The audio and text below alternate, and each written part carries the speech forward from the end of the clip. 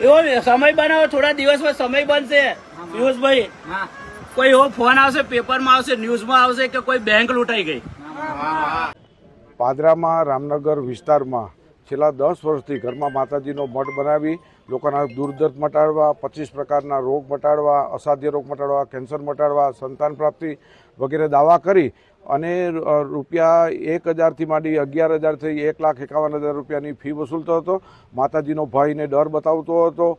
આ ભૂવો છે તે માતાજીને અમુક વ્યક્તિઓ પોતાની માનતા નામે દારૂ પણ ધરતા હતા, તેવી પણ હકીકત અમારી પાસે આવી છે. તો અમે અનેક લોકો છેતરાણા છે. ફ્રીજ લઈ દો, ચાંદીના ગ્લાસ લઈ દો, માતાજીની ટેક રખાવે, જુદા જુદા વાર ભરાવે, રવિવાર, મંગળવાર, ગુરુવાર ભરાવે અને એક જાતની દુકાન ખોલી હતી. વિજ્ઞાન જાથા આજરોજ રૂબરૂ આવતા પાદરા પોલીસ સ્ટેશન સાથે રાખીને ફરાર થઈ ગયો છે.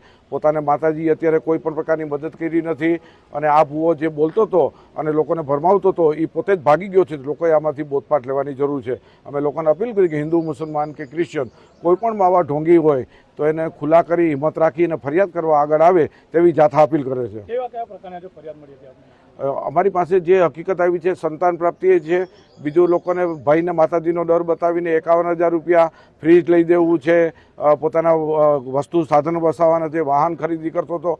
આ બધીને માતાજીનો ડર ને ભયના નામે લોકોની પાસે વસૂલતો હતો. બેંક લૂંટશે તો તેનો ચોર પણ નહીં પકડાય તેવું પોતે એવો પણ ધૂણતા દાવો કરે છે. ધૂણવાવાળા અને સવારીવાળા આખા ભારતની અંદર અમે 2800થી વધુનો પડદાપદ એક પણ સાચો નથી નીકળ્યો. આ ઢોંગીનો એમાં ઉમેરો થયો છે. આ ઢોંગી સંપૂર્ણ ખોટો છે અને એનો જરા પણ વિશ્વાસ ન કરવો. પોતે બેંક લૂંટે તો એનો ચોર પણ પકડાય નહીં એવો દાવો કરે છે. આ ધૂણવાવાળા તમામ માનસિક બીમાર કે સંપૂર્ણ ઢોંગી હોય છે એટલે લોકોએ એના પાસે ભરોસો ન રાખવો તેવી જાથા અપીલ કરે છે.